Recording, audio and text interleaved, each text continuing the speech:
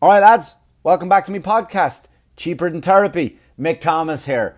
Thanks so much for tuning in again. Thanks so much for joining in, for liking, for subscribing, for sharing, for commenting. I really, really appreciate your support and your help. If you have any emails, any comments, anything you want me to discuss, to bring up, go to my Instagram page, Mick Thomas Comedy.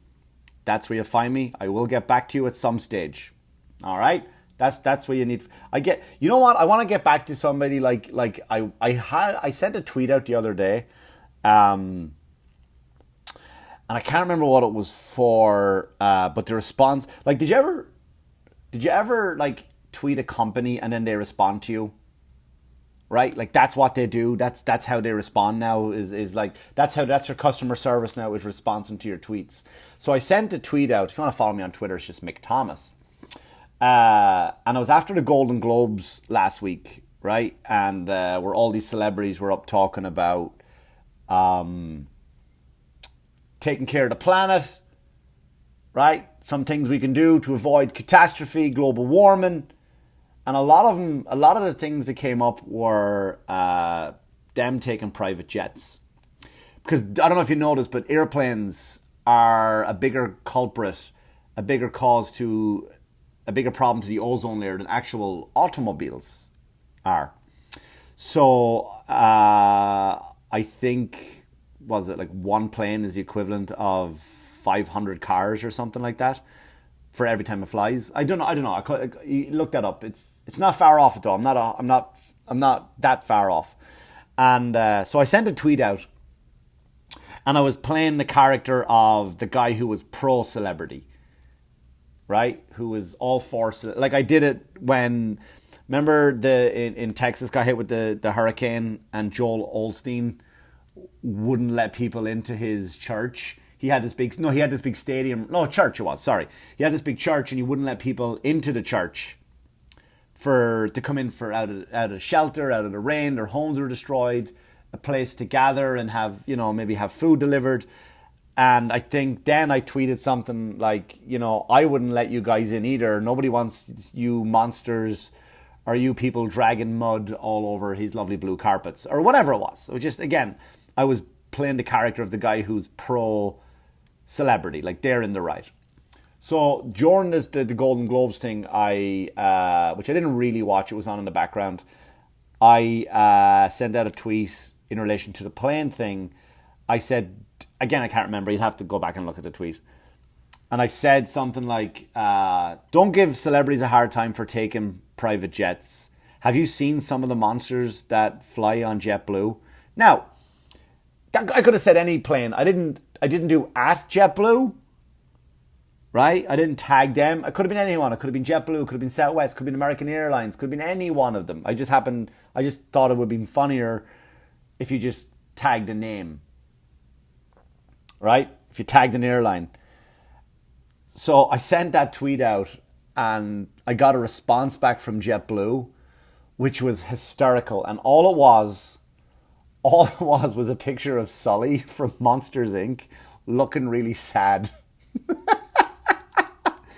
I thought, fuck yes, good for you, JetBlue, for having a sense of humor. That's how it's done. That is how, that's a company that gets it. No bullshit. No fake response. Like, that's a guy there's obviously one person in charge of the Twitter. It's not a whole room full of people. And that guy's like, you know what? Fuck it. I mean, he probably thought the tweet I sent out was actually funny. So he probably said, you know what? Yeah, that, like, monster. You know what? You want a monster? Here's a monster. And he sent a picture of an actual monster. Congratulations, JetBlue. From now on, like, I'm supposed to go to Arizona, I think, in the near future for a gig. I'm going to fly JetBlue. I might go to Florida in a few weeks. I'm going to fly JetBlue. All because of that. It's amazing what a sense of humor will do to get you in my good graces. Great job. Good job, JetBlue. So anyway, yeah. So that was all based on last week. But also I just want to say thank you so much for everyone who listened last week. I got a whole bunch of new listeners. It's amazing when you title an episode porn how people will just search up porn. Like, people are so obsessed with porn that you even, like, it's not, you don't want to watch it. Not only do you want to look at it, but now you fucking want to, like, listen about, like, podcasts about it. Like, the numbers grew significantly. Like, I did almost a week's numbers in less than 24 hours of my podcast. So I'm hoping all you new listeners who came in, who you are all deviants, sexual deviants, who are just sitting around kind of waiting for more, sitting in your underwear, maybe looking to rub one out and thinking maybe he's going to talk more about porn. Not so much in this episode, but I kind of hope you stick around. I hope you stick around. Feel free to send me a message. But I think going forward, I think I need to title everything. I think I might change the name of this podcast from Cheaper Than Therapy than write Cheaper Than Porn. Right? Should I have porn? Podcast starring porn star Mick Thomas. Like, I just want to put porn in front of everything. Wouldn't it be funny if I did that, like, in parentheses for every single joke? Like, I don't know the name of this episode yet. I'll decide when I finish. Based on my notes, I'll probably do something like, I don't know, Good Mick Hunting or something, right? But what if I do Good Mick Hunting, parentheses, or brackets, porn? Fucking sex sells, man. You can't deny it. Sex sells like crazy. But however, welcome new listeners. I hope you'll stick around again for another episode and it wasn't just the porn that kept you hanging on. So let me tell you I'll talk about this week a little bit. Let me get some stuff off my chest. I went to the city this week. I just had a great week comedy-wise this week. I had fun all over the city. I went to the comic strip. Right? I went to the comic strip, which is just one of my all-time favorite clubs. I had a great time there. Had a great time with that crowd. 2 nights later, I'm down at Gotham Comedy Club. Right? Gotham is always a good time. It's a great club. And then I went up to where I'm recording this one from now. Like, it was like Mohegan Sun Casino in Pennsylvania. But it's just fun because when I went into the city to Gotham, I drive in. Now, normally when I drive into the comic strip, I go in a different way, right? I come in across whatever. I don't need to tell you my directions, my Waze map.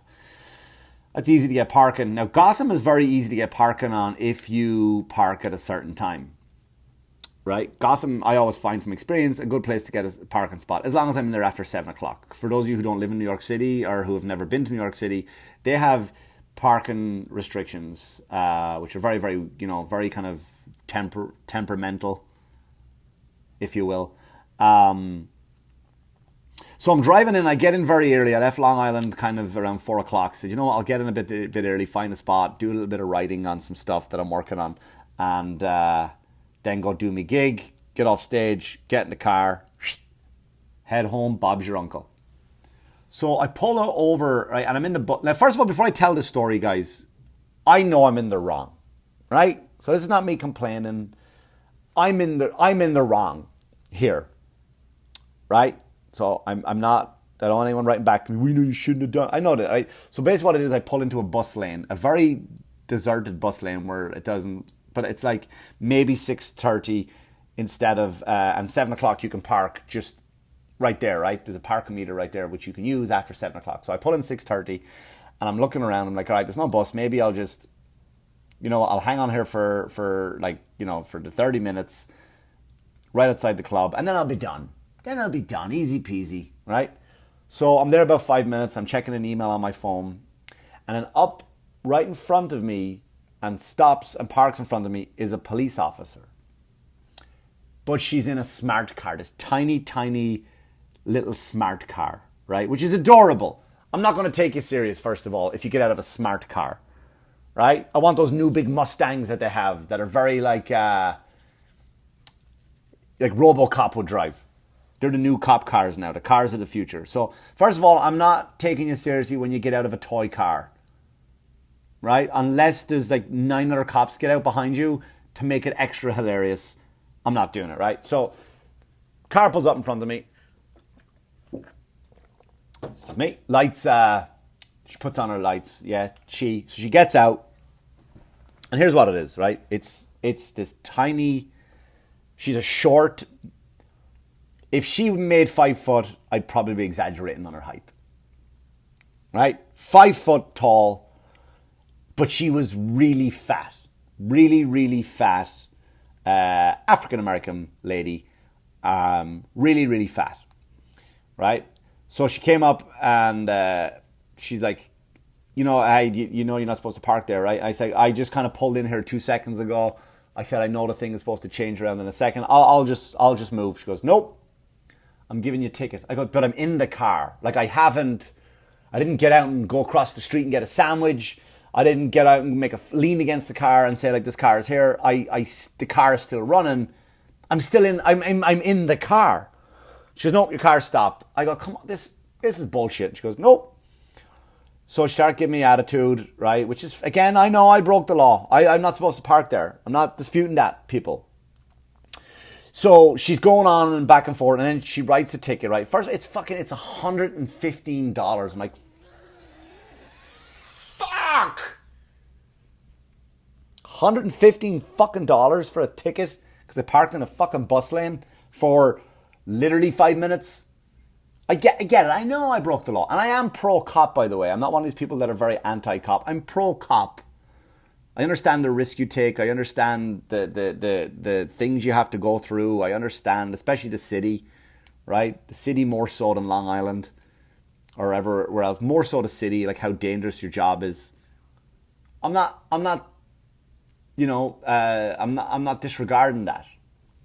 But when you see like a dummy like me, just who's there waiting for the clock to turn 7. Like, can you not just say, hey, move along? I get it, to start the month, you want to get a head start on your quotas. That's the worst thing you do, you give a fucking cop a quota. What if you give a cop a quota and literally no one breaks the law? Literally no one breaks the law. You could still write that cop up because there's no criminals. That is a very unfair thing to do. I don't know how that works. If anybody wants to write in who's a cop, especially in New York City, feel free to write to me and explain that to me. If you have quotas to get and nobody's breaking the law, what do? Do you fucking frame people? Do you frame people? So she gives me the ticket. So I get out of the car. She gives me the ticket. And then she puts it in the little red or orange envelope, whatever it is. And then she doesn't even fucking hand it to me. She sticks it behind my wiper.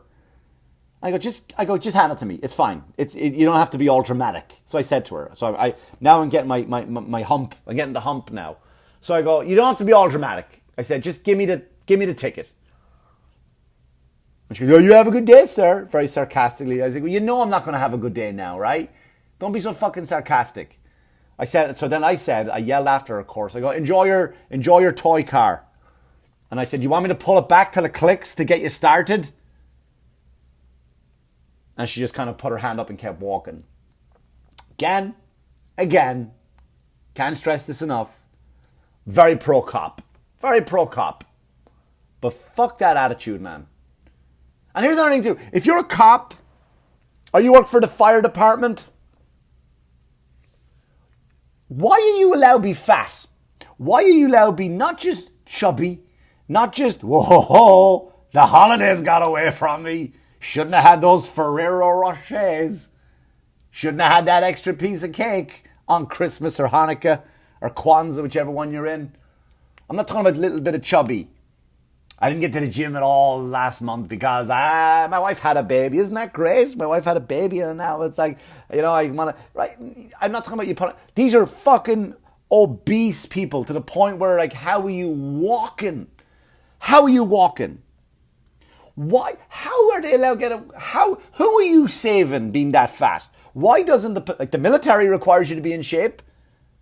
The military requires you to be in shape. Why does the police force not require you to be in shape? Or the fire department? Someone fucking tell me how that's acceptable. Someone message me now and tell me why that's not required. Who are you chasing? Who are you running after? All the cop movies are the same, right? Cop fucking someone, help, he stole my pocketbook. Right? And the cop just fucking chases them down. They'll jump and they'll grab onto a helicopter thing and they get brought out and they'll I'm basing on every cop movie I've ever seen, which I'm sure is not even close to being realistic. But everyone's like, I'm not saying you have to be in shape like it's the future and you're half cyborg, half cop, half machine. I'm not saying it's any of that stuff. But how are you not required to be in shape? How can your sergeant not call you in and go, hey, listen, Officer Mahoney, yeah? What are you doing, mate? What do you mean, sir? Look at you. What do you like? Who are you? What if I'm upstairs? I yell down from my apartment building, help, I'm being raped. I went there. Very serious situation right there, guys. I'm being raped. And a cop's going to look up and go, like that woman who gave me that ticket. All right, sir, I'm coming. And I go, all right, well, the elevator's out also. Just let you know that the rapist came through the skylight, the sky thing. You climb up and you're going to have to take the stairs, officer. I don't know why I'm so calm during my raping, but I am. And how long is it going to take this bitch to get up the stairs? How long before she fucking huffs her fat ass up every step, huffing and puffing along the way? And she's got to call for backup while she's running, right? Because you have to talk and run at the same time. 8 flights of stairs all the way up. She's not fucking making it. Who are you saving in that condition? Same with the fire department. Not so much in the city. Most fire departments I see in the city are all hunky guys, right? You don't want to drive by a fire department in the summertime, guys, if you have a girl in the car with you. You want to drive by really fast because you look in there, they're just all of them with their fucking little tops on and they're just like lifting weights at the door. That's how they should be. You should be in that shape, sir. You should be there ready to fight a fire with your fucking fists, with your pecs. This fucking bitch wasn't chasing shit. I bet if I had a bunch of chocolate and candy up there, the bitch would run her ass up the stairs. How many people could lose their lives or be endangered because a cop isn't fit enough or in shape enough? Maybe that's why cops shoot so many people. Maybe that's why. Maybe that's probably it. Because they're too fucking fat to chase them. They go, you know what? I'll just fucking shoot them and say they fucking fell on me or just they grabbed my gun or something.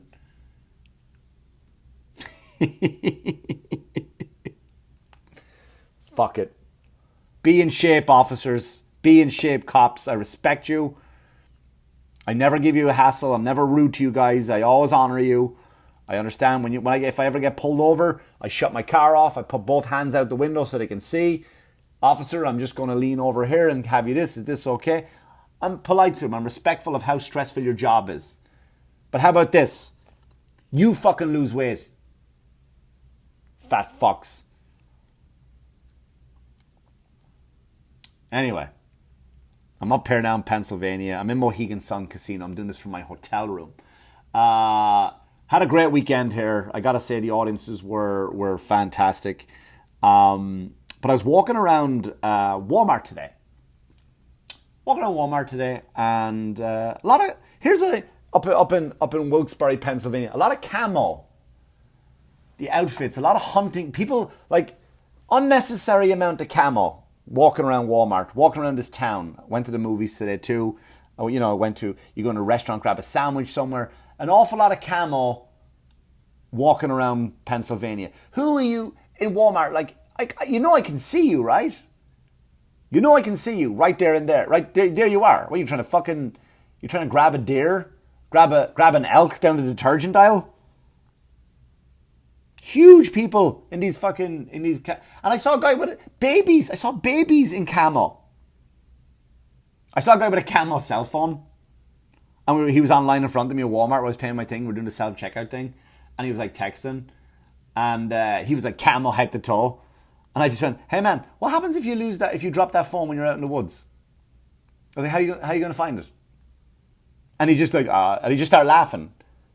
Because he realized at that moment, like, yeah, it is kind of dumb, right? This is so stupid. This is a dumb, yeah, why would I have that? And the funny thing is too, like I see men, women, like I saw a whole family today when I was at the movies.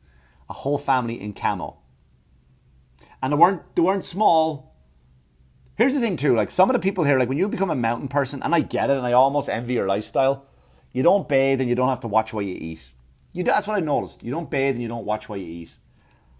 Like, do you think that that's it? When you're out in the woods, like the camo is what's going... You know deers can hear, right? I doubt you're going to be you're not really going to be twinkle toes going through those fucking... You're not light-footed is what I'm saying. And judging by the dirt in your beard, I don't think you've showered in a while. I think the deers can smell you too, mate. I think you're giving the deer not enough credit for like, oh, he can't see me, he's fine. But they can fucking smell you, I tell you that. Definitely smell you.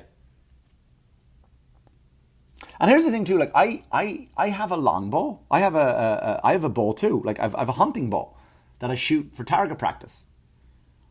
And I kind of said, you know what, fuck it, I'm going to do it. I listened to Joe Rogan's podcast enough, and it's been explained to me. Like, and he's really argued the point of hunting and its benefits. I'm like, you know what? He makes sense. I like to eat healthy. He said, you know what? Let me go get my own food. Let me go catch my own food and eat it. You know how good that would feel to catch your own food, feed your family. My kids wouldn't eat deer. They just wouldn't, unless it's chicken nuggets, deer nuggets. So I talked to my friend Tom. My friend Tom is a hunter, and he goes, "Yeah, man, let's go. We'll go together. I'll teach you all the stuff. I'll, this, that, the other." He goes, "But you gotta take your course first." I go, "You what?" "Yeah, you gotta take a course. I don't know if it's only New York only, but you gotta go and take a full day course and get a certificate before you can go out hunting. In New York, at least." And I figured, like, then I just said to myself, like, I'd be the only man there. It'd be all women and children. Because the real men would have got their fucking certificate already. The real men would have done that years and years ago, while they're little boys growing into men. You know what I mean? I show up. I guarantee if I showed up, they would look confused. But like, wait a minute, but you're a man. I was like, yeah, it would look like that, but apparently I don't have the fucking paper to prove it. Unbelievable. People in camo, tone it down. That's the point I'm trying to make. All right, lads, thank you so much for listening. I really appreciate you listening to me this week. If you have any comments, any concerns, any feedback, please feel free to send it to my Instagram, Mick Thomas Comedy on Instagram. That's where I'll respond. I appreciate you listening again. Thanks so much. Tune in again next week. Don't forget to like, share, and subscribe. Thanks so much, lads, and I will talk to you real soon. Take care. All the best. Good luck to you now. Good luck. It's the Mick Thomas Show. Cheaper Than Therapy Show podcast.